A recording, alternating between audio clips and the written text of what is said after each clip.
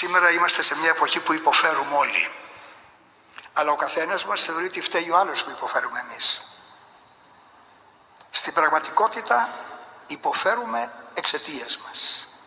Θα τελειώσω λοιπόν, δεν ξέρω αν σας το έχω ξαναπεί, το διάβασα όμως τώρα τελευταία και μου άρεσε πολύ. Ο Άγιος Παΐσιος τους δαίμονες τους έλεγε τα ταγκαλάκια. Διάβασα λοιπόν κάπου το εξής: κάποτε τα ταγκαλάκια κάνουν ένα συνέδριο που θα κρύψουν την ευτυχία για να μην τη βρουν οι άνθρωποι. Λέει λοιπόν ένας από αυτούς: εγώ προτείνω να την κρύψουμε στο πιο ψηλό βουνό του κόσμου. Ποιος θα πάει να τη βρει εκεί πάνω? Του λένε οι άλλοι, έπειτα από λίγη σκέψη: μπα, αυτοί σήμερα έχουν τόσα μέσα και ανεβαίνουν παντού, θα τη βρούνε. Λέει ένας άλλος: εγώ προτείνω να την βάλουμε στο βάθος του πιο μεγάλου ωκεανού.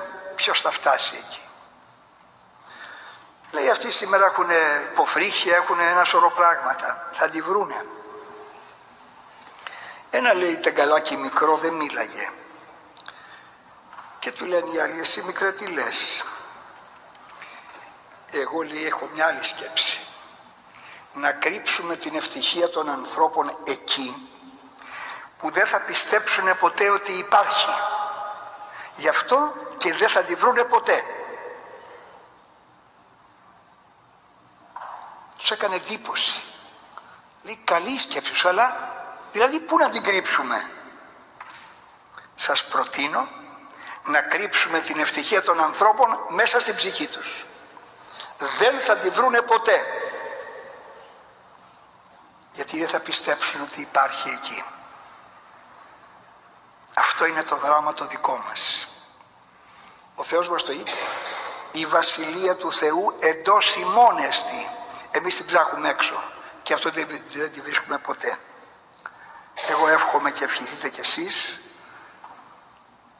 να ψάξουμε μέσα μας και με αγάπη και ελευθερία στο Θεό και με αγάπη και ελευθερία στους ανθρώπους να βρούμε την κρυμμένη μέσα μας ευτυχία και να ηρεμήσουμε και να ειρηνεύσουμε,